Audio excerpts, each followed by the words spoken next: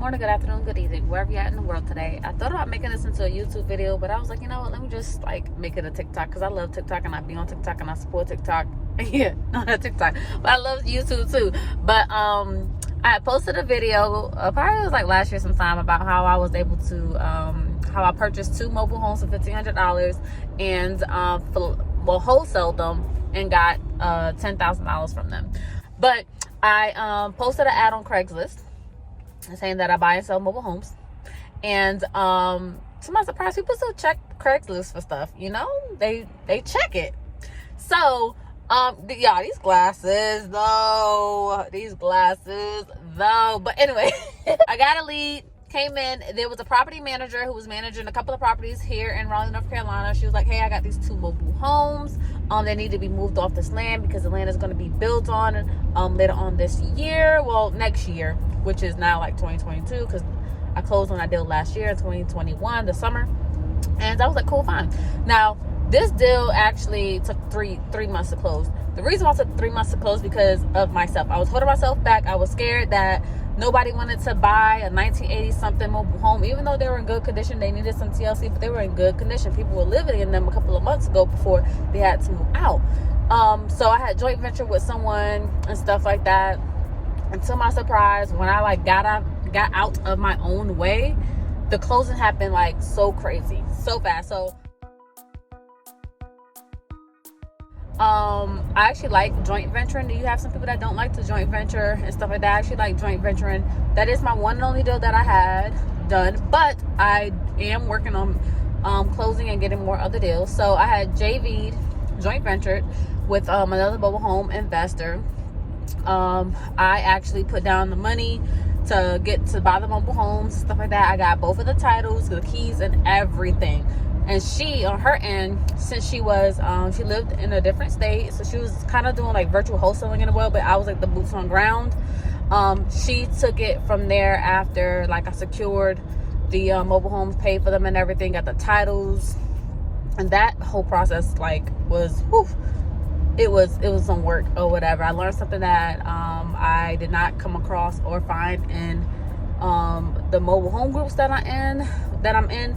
Which was, so the titles were in a trustee name, and the trustee had signed the back one. But when I took them to the DMV, the DMV needed a copy of the letter of testamentary, I think it's called, which is a document stating that the trustee that signed the back of the titles is the trustee that is designated to sign the back of the title. So I had to get a copy of that, and that right there took some time too.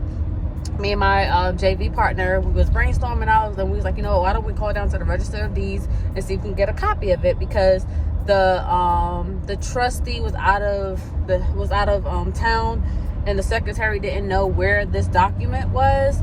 So I was like, you know what, instead of waiting for them to come back into town, because the end buyer, which my JV partner had found, they only wanted to, oh yeah, let me say that real quick.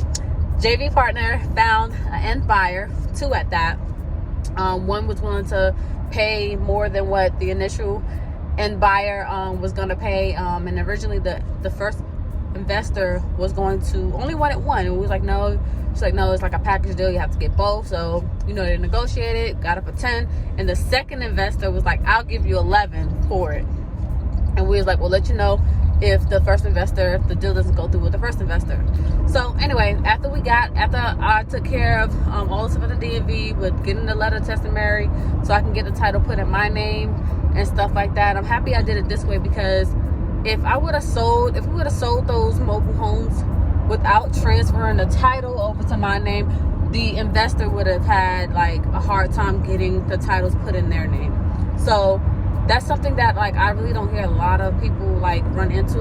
They don't run into that, but I'm happy that I ran into it my first time, because now I know how to, you know, handle situations like that when they come around. Fast forward, I think it was like sometime in July, closing day came. I met up with the end buyer. He worked for a local investor who was buying up some mobile home parks here in Raleigh. And he was like, you know, let us know if you have any other ones, because we need more mobile homes. So there's always a niche for everything. I don't care what's going on in the economy or whatever, and what people say about mobile homes. there's always a need for that. There's always a need for affordable living, affordable housing, and a lot of people like mobile homes, you know. So anyway, closed on that deal. I remember standing at the counter at the DMV. I was nervous. I was like, I don't know, are they gonna like tell me that like, oh, see, so here in North Carolina, you can only, I think, buy and sell up to 3 mobile homes without having a dealer's license. So I was kind of scared, because I'm like, you know, technically I bought 2 of them and I'm selling 2 of them, so like, how does that like work, right? But anyway, everything was smooth sailing at the DMV. They didn't say anything to me. Once everything was like solid, it was stamped and everything, my investor had handed, well, the investor representative who came out and looked at the mobile homes and everything, and you know, put his stamp of approval on the mobile homes and stuff like that. They had their own movers. They was gonna, you know, take down the porches. And I told them that they had to remove all the debris from the porches off. So they took care of all of that. So I was at the DV. He handed me over the check. It was for $10,000 made payable to my business. I was so freaking. I called my JV partner, let her know the deal had closed. Went straight to the bank, deposited the money.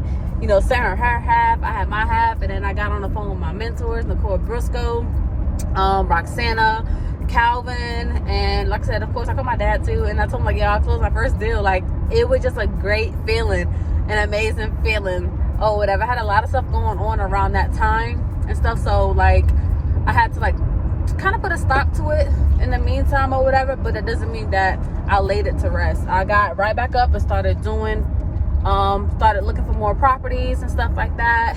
It's now we're in May 2022, and I'm back out here. I'm back out here looking at mobile homes, looking for mobile homes to flip, or to wholesale really, because I have some things going on in the upcoming month.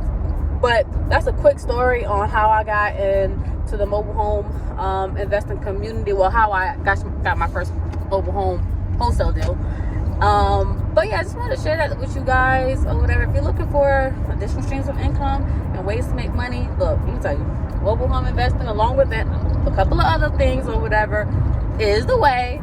But I was just really shocked how I only spent $1,500 on 2 mobile homes that the property manager that was managing both of the properties on land at that just wanted them gone, because she had to just let her boss know that like, hey, these are gone now. She was like, I don't care what you do with them. I don't care if you flip them. I don't care if you wholesale them. I don't care. I just need them gone. She gave me both. Matter of fact, she actually was asking for $2,000 for both. And I was like, I was telling her how, you know, after I got the quote to see how much it was going to be for the porches to be removed and stuff like that. I was like, you know, the most I could do is 12. So I said, the most I could do, I think I said 1,000. Then she was like, all right, what about, no, I said 13. Then she was like, well, what about $1,250? And I said, okay, I could do that. But I was just like really shocked. I didn't know how much we can make from this deal, but I was really shocked how only paid $1,200, not $1,250, yeah, $1,250 for 2 of these mobile homes, 1980-ish, beginning the early 1980-ish homes.